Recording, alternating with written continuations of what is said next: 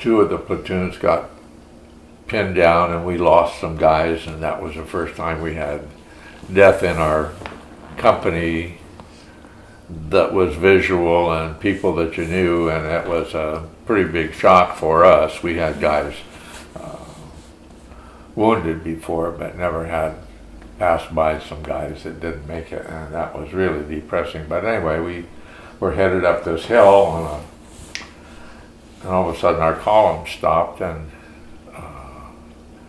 I knew that that shouldn't happen because you become a real sitting duck. And I ended up, my job then was to go to the front of the column to see what was going on, because you needed to know. And at the top of the front of the column, we were at the top of our first little objective, and they were taking on a lot of mortar fire, which was hitting in the trees, and the tree bursts are pretty dangerous because they shower all the shrapnel all over anyone that's around. So anyway, I found this lieutenant, and I asked him what was going on, and he couldn't tell me. He had just wandered around. He didn't want to get anybody hurt. Well, you're going to get us hurt if you don't make some decisions in a hurry. And so he just was, I think, was overcome by the situation. So I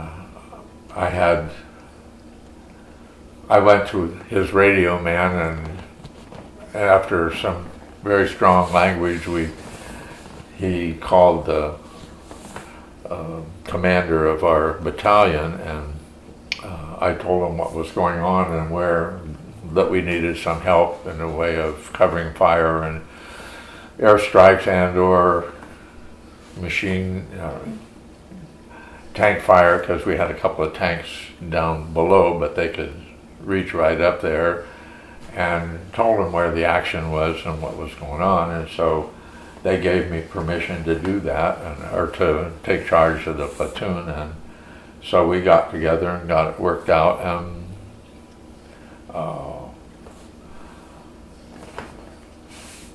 so we actually had used up all of our ammo that we were making the assault with, so we had to wait for the ROK. The South Korean guys were helping us with supplies. I don't remember them have a fighting force when I was around. They were supply guys and knew the language and knew the areas, and they were helpful that way because some of them were good interpreters, so you understood what was going on. And so we then devised another assault on the main objective for the day, and that was an assault that I got hit on. And the only thing I remember about that was that there was a lot of machine gun fire, and I was standing on top of a mound, which was a grave site for a fairly important Korean, because the higher in the mountains you were buried, the more prestigious. Yeah, prestigious is a good word. Anyway, there I was, and a machine gun went zooming by and just nailed me in the ankle, and two of my guys hit the deck and got shot in the fanny. So